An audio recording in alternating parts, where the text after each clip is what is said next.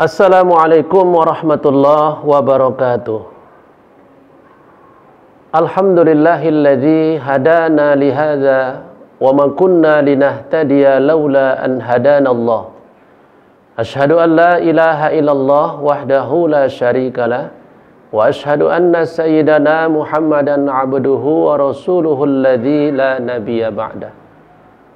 Allahumma salli wa sallim wa barik ala sayyidina Muhammad wa ala alihi wa ashabihi wa man tabi'ahu ila yaumil qiyamah, amma ba'd. Para pemirsa Damai Indonesiaku yang berbahagia, kaum muslimin dan muslimat, shaimin dan shaimat yang dirahmati dan dimuliakan Allah Subhanahu wa taala. Alhamdulillah, puji dan syukur mari senantiasa kita ucapkan dan persembahkan kehadirat Allah. Pada pertemuan ini, Allah masih berikan kepada kita kesehatan, masih berikan kekuatan dan keselamatan, sehingga kita dapat bertatap muka kembali dalam acara Damai Indonesiaku Medan. Semoga apa yang akan menjadi kajian kita pada pertemuan ini bisa menambah wawasan pengetahuan kita tentang ilmu agama, tentang nilai-nilai moral Islam yang harus kita terapkan dalam hidup dan kehidupan kita sehari-hari. Salawat dan salam juga mari sama-sama kita ucapkan dan hadiahkan, khususnya kepada yang kita muliakan, Baginda Rasulullah Muhammad sallallahu alaihi wasallam. Mudah-mudahan dengan banyaknya kita mengucapkan salawat dan salam kepada beliau, insyaallah di yaumil akhir nanti kita beserta seluruh keluarga kita mendapatkan syafaatnya yang mulia. Amin, amin ya rabbal alamin.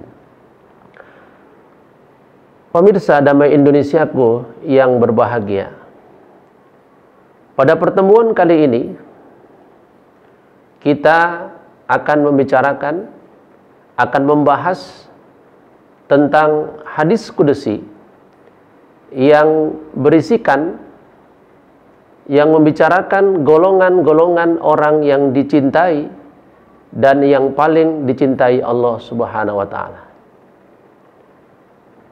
Dalam satu hadis kudusi, Allah Subhanahu wa taala berfirman,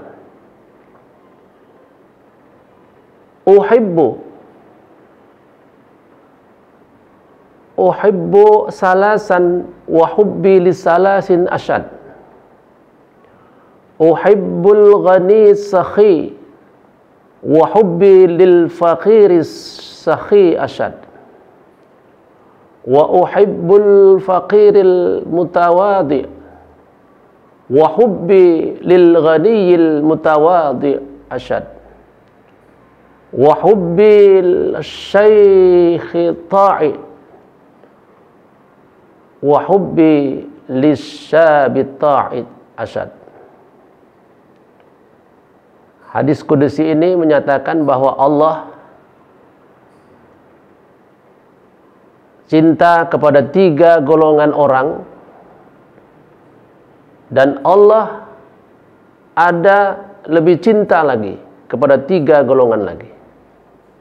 Sebelum kita uraikan satu persatu siapa golongan tersebut, hal pertama yang kita pahami adalah bisa menjadi orang yang dicintai Allah adalah hal yang luar biasa.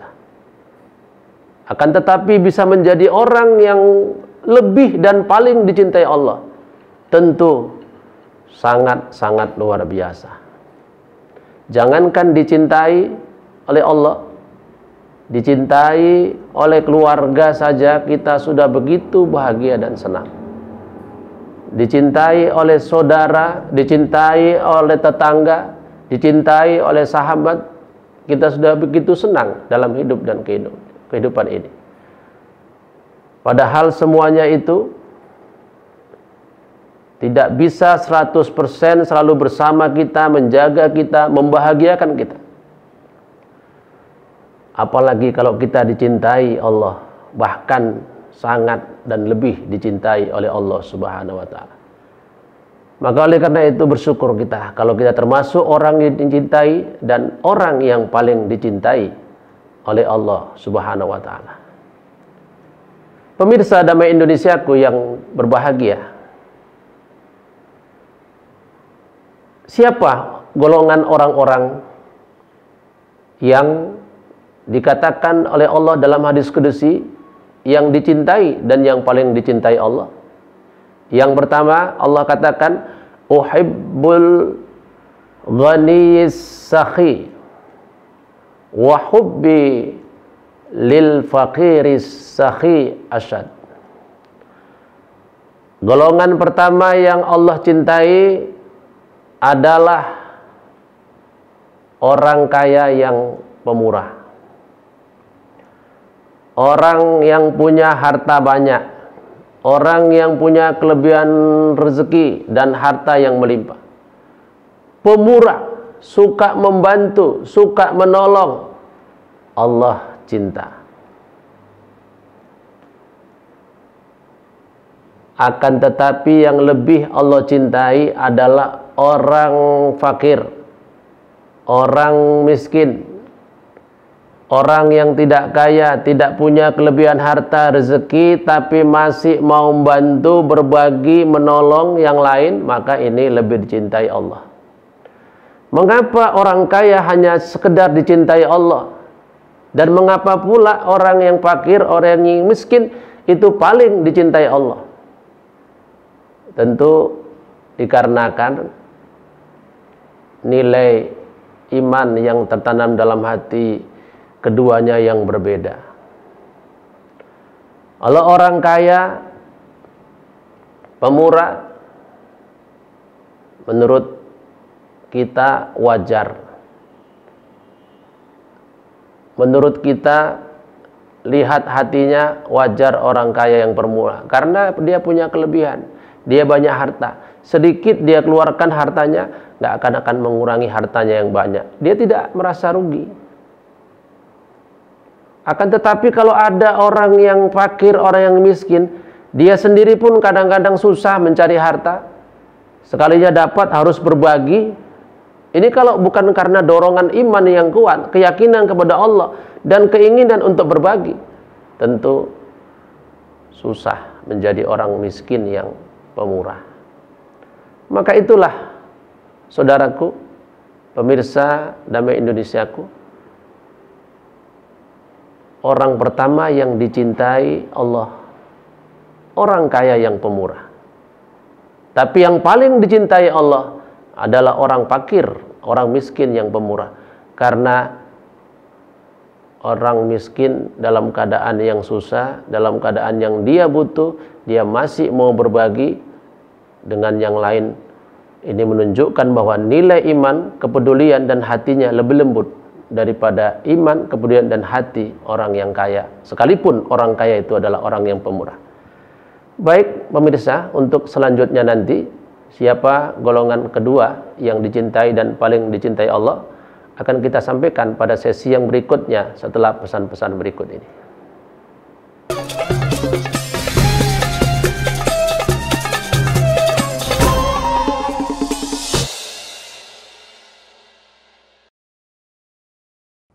Setiap waktu adalah aset yang tak ternilai. Apa yang harus kita lakukan dengan waktu ini? Perbaiki diri dan lakukan yang terbaik. Kita menjadi baik karena Allah menyukai orang-orang yang baik. Innallaha yuhibbul muhsinin. Bukan yang terbaik lillahi Tafakur ta'ala. A'agim setiap hari pukul 20 dan 22 waktu Indonesia Barat. Hanya di TV One. Ramadan bulan menuju kesucian. Jalani Ramadan kita dengan program spesial TV One. Syiar Ramadan setiap hari pukul 2 waktu Indonesia Barat. Ngopi Ramadan setiap hari pukul 3 waktu Indonesia Barat. Indahnya Ramadan setiap hari pukul 3.30 waktu Indonesia Barat. Ramadan di rumah Mamah Dede setiap hari pukul 8 waktu Indonesia Barat. Damai Indonesiaku setiap hari pukul 13 waktu Indonesia Barat. Hanya di TV One.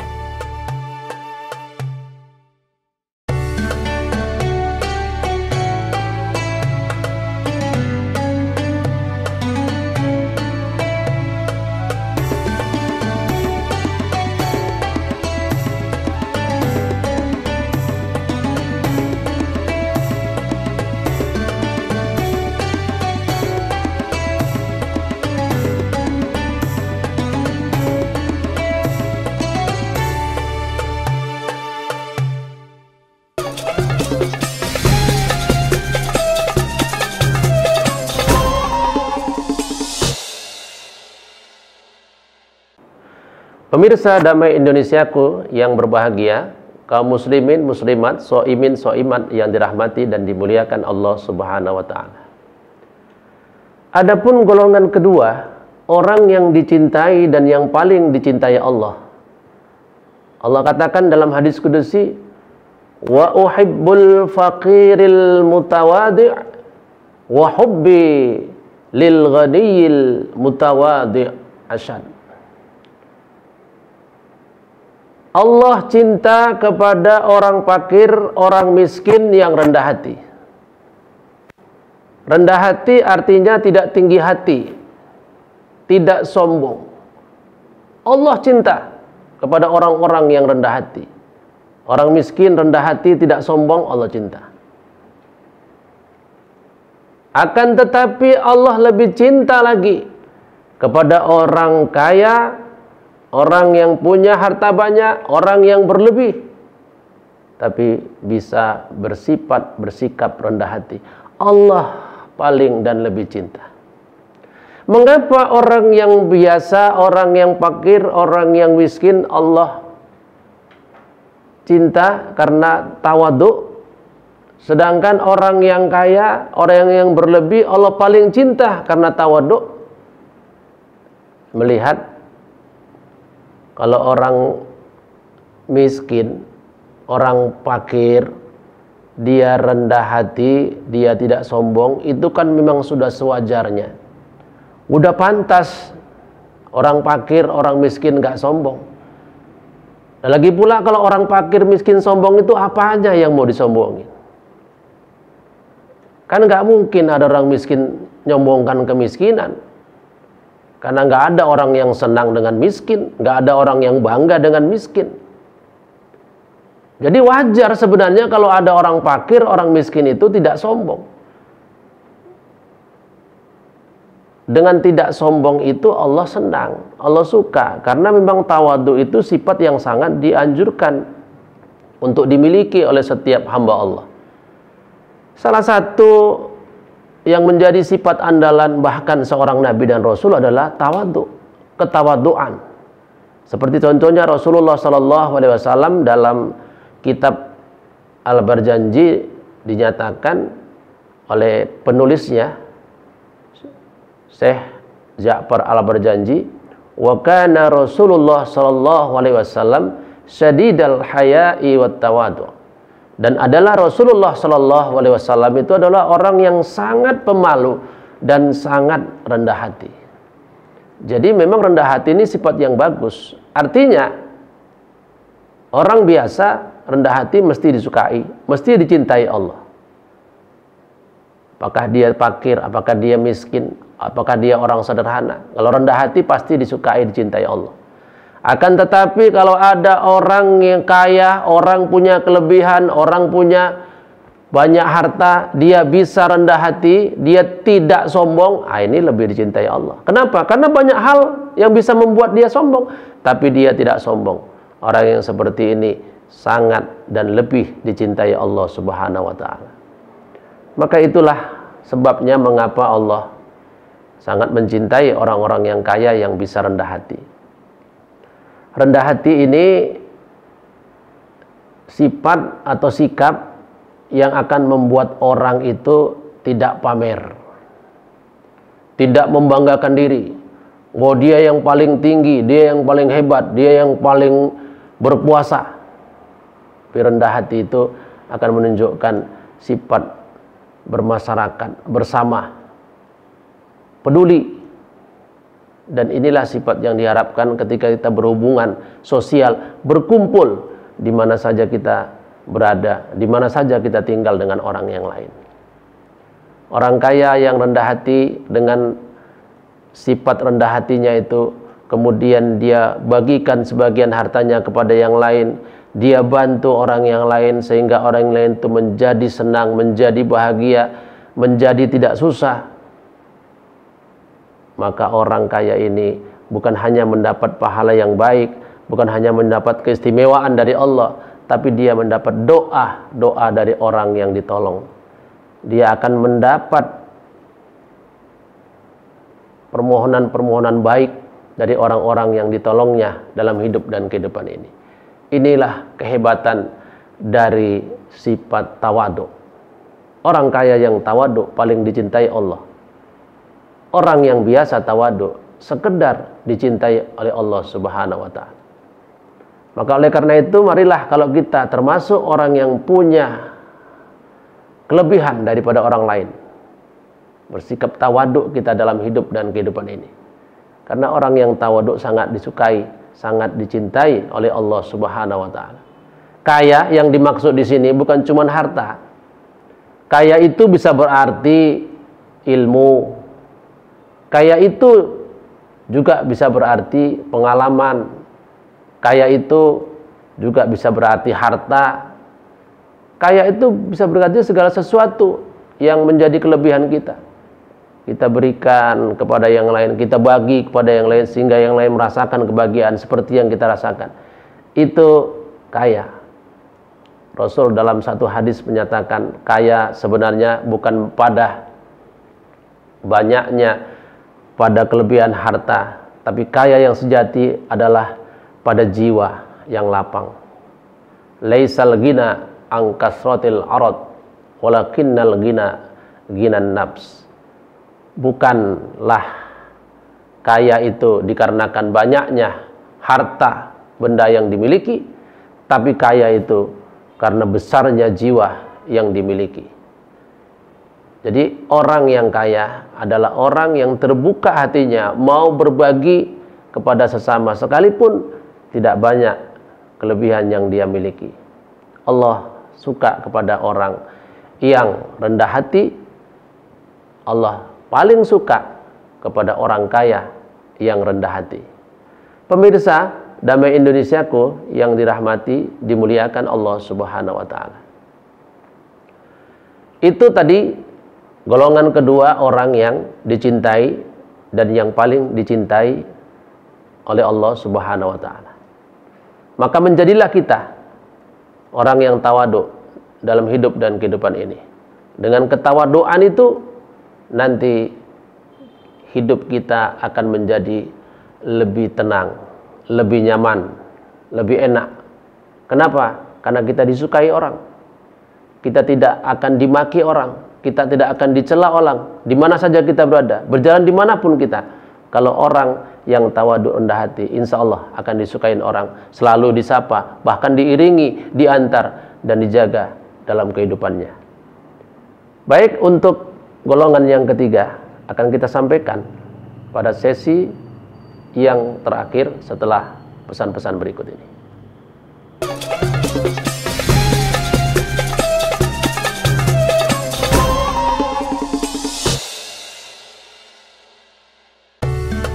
Lengkapi saat sahur Anda dengan ngopi. Memberikan kekuatan mental, spiritual kepada kita. Berkah itu sifatnya ilahiyah. Jadi tidak mungkin hidup ini diberkahi kalau dia jauh dari Tuhan. Nutrisi ruhani untuk meningkatkan kualitas Ramadan kita. Bahasa agama, semua yang berlebih-lebih itu tidak baik. Dia sudah taat suami, Benar. taat kepada Allah. Ya. Ngopi, ngobrol perihal iman spesial Ramadan di TV One. Bulan Ramadan penuh keistimewaan dan keutamaan. Bulan yang agung, bulan yang mulia, bulan turunnya Al-Quran. Bulan tarbiyah, bulan tingkatkan keimanan dan ketakwaan. Hati-hati dengan lidahmu. Insya Allah kita semua dimuliakan oleh Allah Subhanahu wa ta'ala. Saksikan Damai Indonesiaku spesial bulan suci Ramadan hanya di TV One.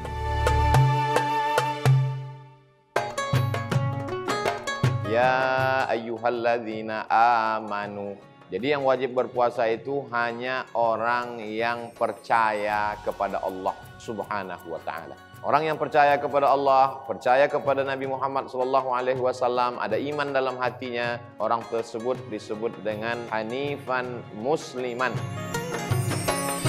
Saksikan indahnya Ramadan pukul 3.30 waktu Indonesia Barat di TV One.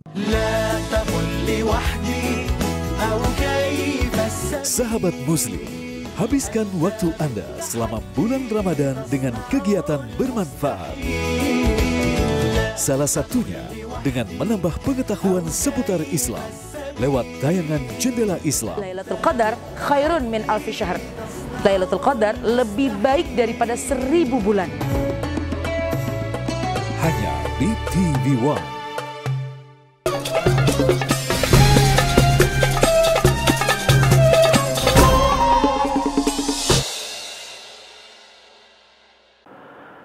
Pemirsa, damai Indonesiaku yang dirahmati dan dimuliakan Allah Subhanahu wa taala.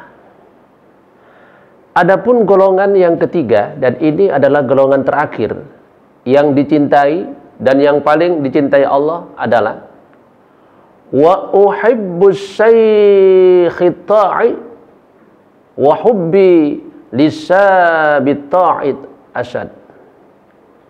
Golongan ketiga yang dicintai dan yang paling dicintai Allah, yang dicintai Allah adalah orang tua yang taat, orang-orang tua yang baik, orang-orang tua yang soleh. Makin tua makin taat, makin tua makin soleh, makin tua makin rajin ibadah. Ini golongan ketiga yang dicintai Allah. Akan tetapi yang paling dicintai Allah adalah orang muda yang taat. Anak muda, orang yang baru menanjak dewasa dalam gejolak jiwa yang luar biasa, dalam pengaruh jiwa yang tidak stabil, tapi bisa taat, tapi bisa jadi soleh, tapi bisa rajin ibadah. Lebih dicintai Allah. Mengapa orang tua yang baik, orang tua yang taat dicintai, sedangkan anak-anak, anak muda yang taat paling dicintai? Ini soal psikologis. Kalau orang tua taat, ya memang sudah waktunya, udah saatnya untuk taat. Karena setelah tua nggak ada lagi masa yang lain kecuali kematian. Lagi pula orang tua kan sudah melalui masa muda, udah pernah merasakan bagaimana jadi orang muda, begini dan begitu, buat ini, buat itu. Jadi wajar kalau di usia tua orang tua itu berhentilah dari hal-hal yang sia-sia, apalagi dari hal-hal yang maksiat yang menimbulkan dosa. Tapi kalau ada anak muda dalam suasana batin, suasana hati, suasana jiwa yang bergejolak, yang pingin serba tahu, pingin ini dan itu, dan dia tidak pernah melakukan itu, wajar kalau kemudian dia akan melampiaskan nafsunya itu. Tapi dia arahkan kepada hal yang baik. Dia tahan nafsunya untuk tidak melampiaskan nafsu. Dia ganti dengan mendekatkan diri kepada Allah, dengan ketaatan kepada Allah, dengan menjadi orang yang soleh. Ini kan anak muda yang luar biasa. Inilah anak muda yang bisa dikatakan kalau zaman sekarang ini udah langka, udah jarang. Taunya kita anak muda sekarang ini kan banyak nongkrong di warkop-warkop, kumpul di kafe-kafe, apalagi kawan dengan orang-orang yang banyak ngerokok, kawan dengan orang-orang yang kadang-kadang menghabiskan waktu semalaman suntuk hanya untuk hal-hal yang menuruti kesenangan pribadi duniawi saja. Jadi kalau ada anak muda yang dengan jiwa bergejolak, dengan kelabilan jiwanya itu, dia bisa kendalikan dengan baik, dia arahkan untuk taat, untuk dekat kepada Allah.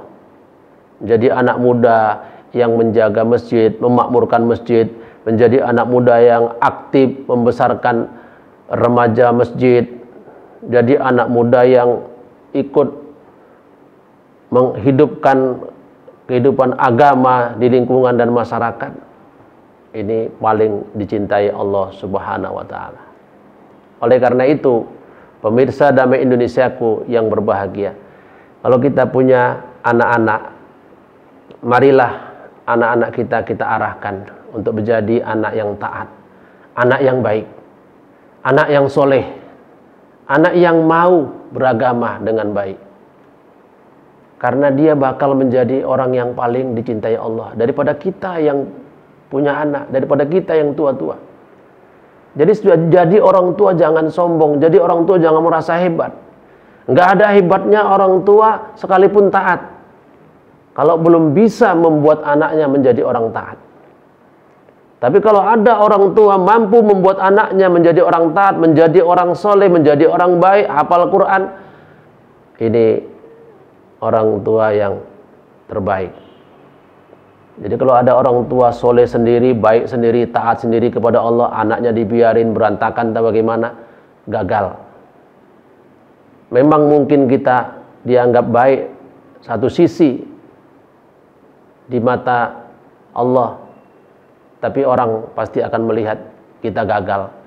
Sebab kita rajin sholat, anak nggak mau sholat. Sebab kita taat, tapi anak bandel, dan lain sebagainya. Maka yang punya anak-anak muda, anak-anak mudi kita, yuk sama-sama kita arahkan untuk menjadi anak-anak yang soleh, anak-anak yang taat, anak-anak yang baik. Dekatkan anak kita dengan Allah. Ingatkan selalu untuk sholat. Dekatkan anak-anak kita ke rumah Allah. Bawa sholat di masjid. Dekatkan anak kita kepada kalam Allah. Suruh selalu, ajari selalu baca Quran. Dekatkan anak kita kepada saudaranya, pada kaum muslimin. Jangan biarkan mereka hidup nafsi-nafsi, hidup sendiri-sendiri. Karena di dunia ini kita nggak bisa hidup sendiri-sendiri. Kalau mau hidup sendiri-sendiri itu nanti di akhirat. Jadi kalau orang tua mau berhasil, bukan hanya dia taat kepada Allah sendiri, tapi dia harus bisa membuat anaknya, cucu dan keturunannya itu menjadi orang-orang yang taat juga kepada Allah Subhanahu wa taala. Pemirsa Damai Indonesiaku yang dirahmati dan dimuliakan Allah Subhanahu wa taala. Itulah tadi 3 golongan. Orang yang dicintai dan orang yang paling dicintai Allah Subhanahu wa taala dalam hidup dan kehidupan ini. Tentu dari 3 golongan ini ada salah satunya yang merupakan bagian dan porsi kita. Bersyukur kepada Allah kalau termasuk salah satunya. Walaupun sekedar dicintai, tapi akan lebih bersyukur lagi kalau kita masuk dalam golongan yang paling dicintai oleh Allah Subhanahu wa taala. Tapi sebagai perbandingan dan kesimpulan akhir, untuk menjadi orang yang dicintai dan paling dicintai Allah itu nggak bisa dengan angan-angan, nggak bisa dengan keinginan. Saya harus menjadi orang yang dicintai, saya harus menjadi orang yang paling dicintai. Untuk bisa mendapatkan itu, maka kita harus melakukan amal-amal soleh, amal-amal baik dalam hidup dan kehidupan ini, sekalipun dalam bentuk sikap.